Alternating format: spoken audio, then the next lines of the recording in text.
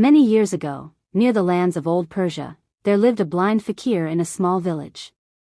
His life was simple, but filled with hardship.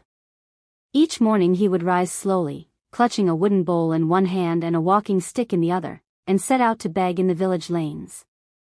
As he walked, his stick tapped gently on the ground, and he would call out in a firm, echoing voice, "A little something in the name of God." He wandered the streets from morning till evening. At sunset, he returned to his broken hut on the edge of the village. People often said the fakir didn't merely beg, he preached. His voice had a certain power, a sincerity that touched hearts. Outside the homes of wealthy families, he would stand and declare, "A man drowned in sin can never lift his head. Wealth gained by deceit brings disgrace in this world and the next.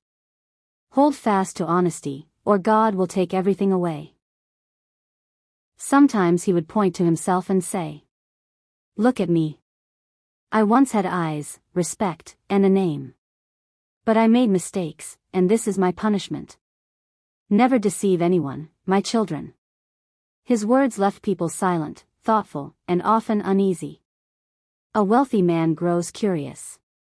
One day, while the fakir was begging, a wealthy gentleman approached him. "Baba," he said, "I've watched you for days. Your words stay with me. Come with me today, I wish to hear your story. Whatever you earn in a day, I shall give you myself." The fakir paused, then replied, "My son, if you hear my story, you may well despise me." But the gentleman insisted, "No, Baba. I simply want the truth." The fakir sighed deeply and began. The fakir's past life. "I was born in the city of Shera," he said softly. "I was my parents' only child. My mother passed away when I was young. My father, a poor but honest man, raised me on his own. He worked tirelessly, selling little things at the market, laboring wherever he could. Slowly, honesty brought him blessings. He managed to rent a small shop in the big bazaar, and in time he began dealing in precious stones. His honesty became renowned. Traders trusted him so deeply that they would hand him gems worth fortunes with nothing more than a verbal promise. He kept me by his side and taught me everything. He would say, "Son, this wealth is mine and yours. But remember, hard work and honesty keep a business alive. Lose them, and you will lose everything." I listened. I promised. But time and greed are powerful enemies. The seed of greed. Years later, my father traveled abroad for business. He fell ill during the journey and died. I was devastated, but eventually returned to the shop and continued the trade. The traders who trusted my father now trusted me. For a while, I followed his principles. But then, greed crept into my heart. I wanted more, vaults full of gold, jewels stacked high. Slowly, I pushed aside everything my father had taught me. I began to cheat customers, false stones, false weights, false words. At first my conscience pricked me, but greed soon blinded me. As my riches grew, my morality shrank. The rare ruby. One day, a poor man arrived with torn clothes and weary eyes. He greeted me gently. I thought he was a beggar and tried to send him away. But he said, "I'm not begging. I have something to sell." He opened his bundle and revealed the most exquisite red ruby I had ever seen. A stone fit for kings. My heart burned with temptation. But pretending indifference, I frowned and said, "This stone is flawed, poor color, poor weight. It's barely worth anything.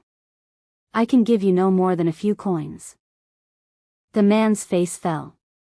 "Sir, this is my last valuable possession. I had hoped for fairness."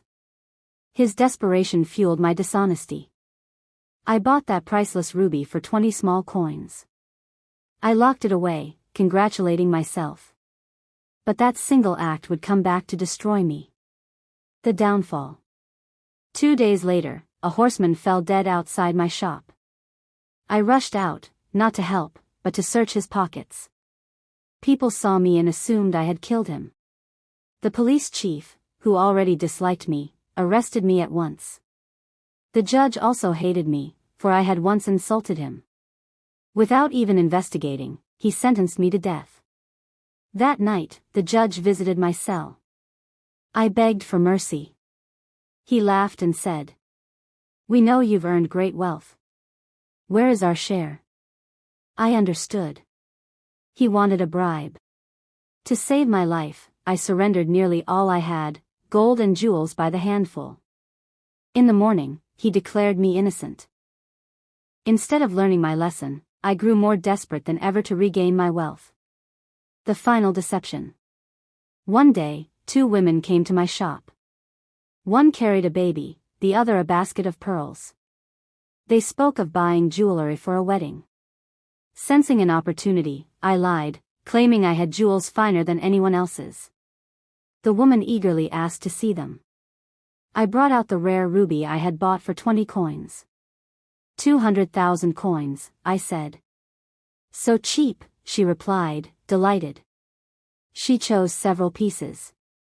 I packed them into an ivory box and handed it to her companion, who left to show them at home. She never returned. A fight broke out outside, and the police dragged me along as a witness. I asked a neighboring shopkeeper to watch the woman. But when I returned, she was gone. The jewels were gone. My last fortune was gone. I collapsed inside. The trap I had set for others had finally closed on me. The end of wealth. Slowly, everything slipped away. My business collapsed. Worry consumed me. And one day, I lost my sight. The man who once recognized the world's rarest gems became a blind beggar, wandering the streets and warning people. Wealth gained wrongly never brings peace. The deceiver destroys himself first. The gentleman's reflection. After hearing the story, the wealthy gentleman said, "Baba, your life is a lesson for us all. True honor comes from honesty and hard work. May God let your words guide others." He offered the fakir some charity and continued on his way. If this story inspired you, share it. Because one story can change someone's life. And for more stories like this, don't forget to subscribe to the channel.